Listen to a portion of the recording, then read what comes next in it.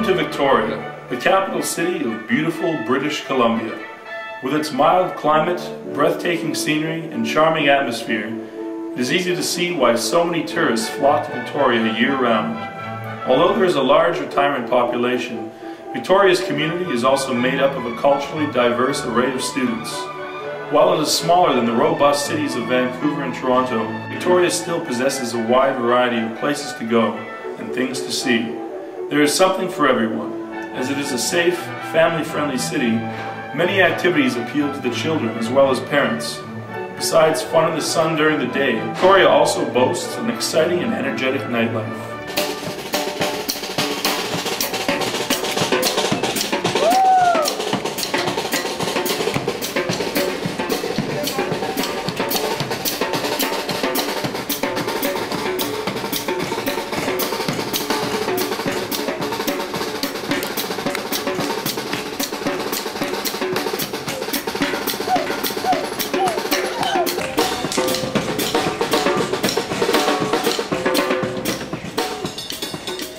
Unbeknownst to many, Victoria is also a popular destination for sex tourism. To uncover more information regarding this hidden industry, we spoke with former editorialist of the Times-Colonist newspaper, Jody Patterson.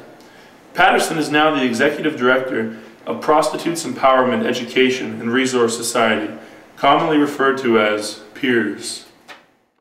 I saw this job in the classified ads and thought, that's the job I wanted, because I find the sex trade is like it's my absolute favorite social issue, and it is, to me, it's the #1 women's issue. Every women's issue, health, economy, gender, equality, power, violence, it's all in the sex trade. Say because the nature of the trade is sort of hidden and secretive, and the only one you see is that outdoor stroll, because they're drug addicted and they don't, they're not sort of going to be doing anything other than showing up on that street. But the only thing community really cares about is what they see of prostitution. You can't get people, and believe me, I have tried. The only time that anyone wants to talk about prostitution is to complain about the outdoor stroll, because they don't like looking at people working there. They don't like needles being scattered around. They don't like, 3 o'clock in the morning, a car pulling up and hooting and yelling and, all of that sort of thing. They don't like that. So, and the stroll isn't downtown. Stroll's over on Rock Bay out of, because the police have pushed it out of the downtown several years ago.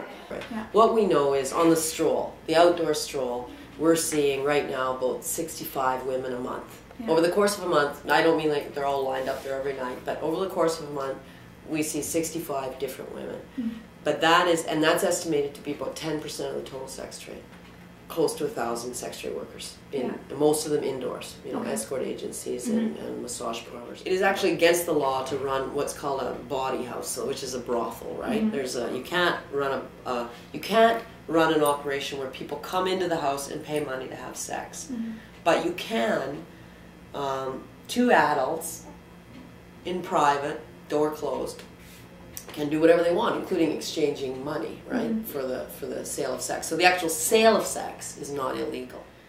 They do run brothels, and police just kind of turn a blind eye to that. But the way they get around it legally is saying that they just send people out. So you phone up, hello, I'd like an escort, and they say, all right, I'll send you an escort over to what address, and arrives the woman, and you go in. She's just an escort going out for dinner date. I don't know, whatever your big night. And then what happens is, of course, just sex, right? But you just close the door, and it's not illegal, which is how you'll notice in Monday Magazine or in the Yellow Pages when you look up escort, no addresses ever, just phone numbers. So if you're dealing with an escort agency, the problem with them is on the street you're subject to a lot more violence, right? And it's dark and dangerous. In the escort agencies, there's less of that because there's usually better ways to look out for you. But they take your money. So they take, I'd say they take about 70% of your earnings. Well, you can go on the internet and find sites that rate all the escort agencies and the individual girls in those escort agencies.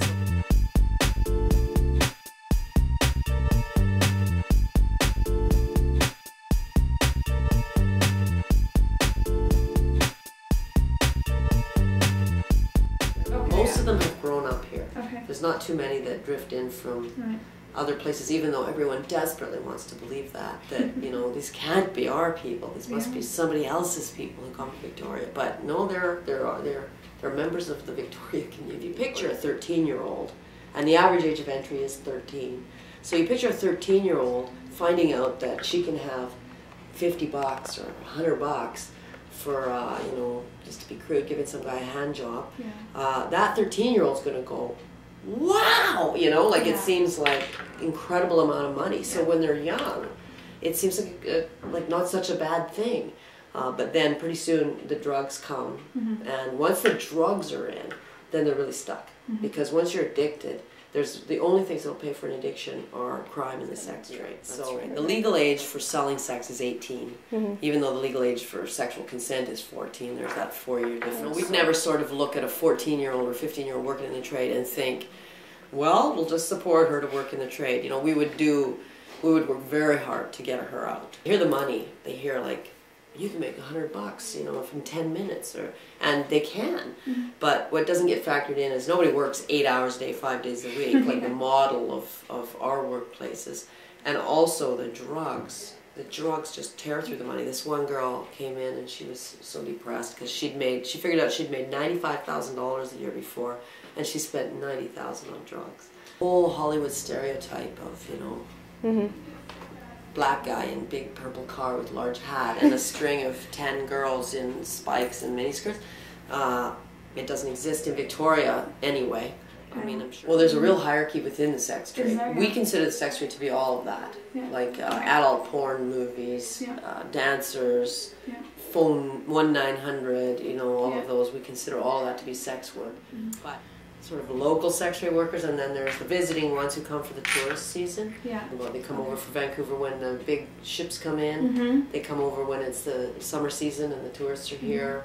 So there is a sort of a seasonal demand for more sex workers. I mean, like you look at Vancouver and the Picton pig farm thing. If those women disappearing over a period of years had been, and you put in any profession you want, 7-Eleven clerks, gardeners, you know, cooks at vegetarian restaurants, if they'd been any other profession, would those many women have been allowed to vanish without anybody saying, hey, what's going on here? When a woman who has a million problems, emotional issues, low self-esteem, physical and mental health issues, when there is no other job that woman can do, she can always do the sex trade. So that's the other end of it, right? Is you see people who, they didn't choose to be in the sex trade in that real sense. They just chose to survive.